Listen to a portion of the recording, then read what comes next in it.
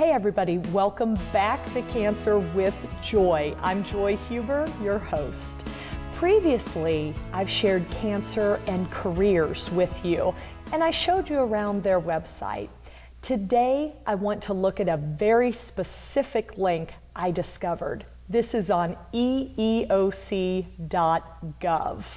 I share this on page 86 of Cancer with Joy in the Relationships chapter.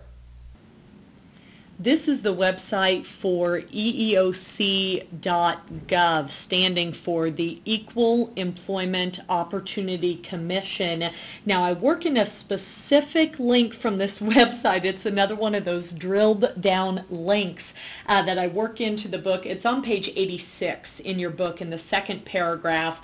We're in the Cancer and Your Relationships chapter, and I'm talking about how you share your diagnosis, if you choose to share your diagnosis, in particular considering at work or your professional relationships with your business if you are also self-employed. So, you know, I say there's 25 plus pages of resources in my book, Cancer with Joy, and that's because that last chapter has the 25 pages, but then I sneak additional ones in. They're sprinkled throughout, like the one we find here on page 86. So it's not just at EEOC.gov. What I found was a specific resource at EEOC.gov/facts/cancer.html. So again, I want to pull this up and take a couple of minutes to show you around. There's really nothing further to click on. This is just a very specific document that has some wonderfully helpful information. So a few things I want to show you here. This is called Questions and Answers About Cancer in the Workplace and the Americans with Disabilities Act. And what I really like a bit about this is not only do they give questions and answers, but they also give examples to help you understand specifically. So it starts off with general information about cancer, what it is, when it's a disability. And you see here there's a number of examples. It's a disability under the ADA when it or its side effects substantially limits one or more of a person's major life activities. And they give a couple of examples. It says even when the cancer itself does not substantially limit any major life activity, it can lead to the occurrence of other impairments that may be disabilities. And again, they give you some additional examples to help you understand. It says the determination of whether an individual currently has a record of, or is regarded as having a disability is made on a case-by-case basis.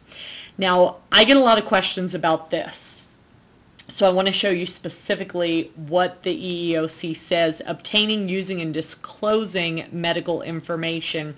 Big question I get, number 3, may an employer ask a job applicant whether he has or had cancer or about treatment related to cancer prior to making a job offer? No. And they go into specifics here.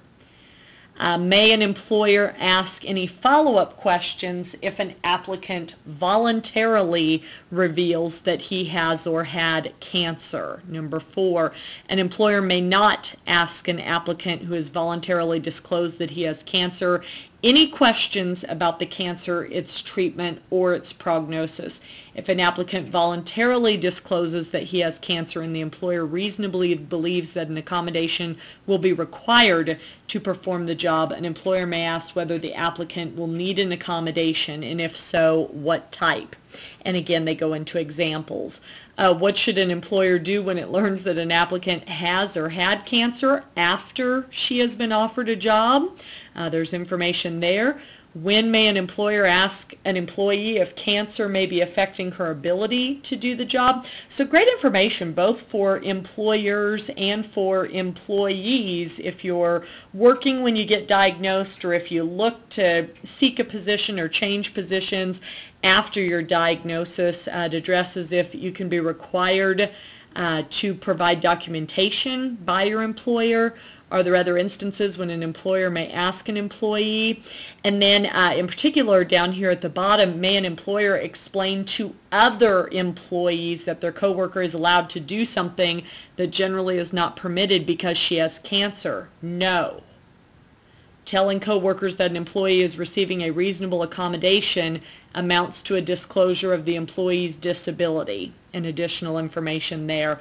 Then it talks about types of accommodations employees with cancer may need, how to request those accommodations.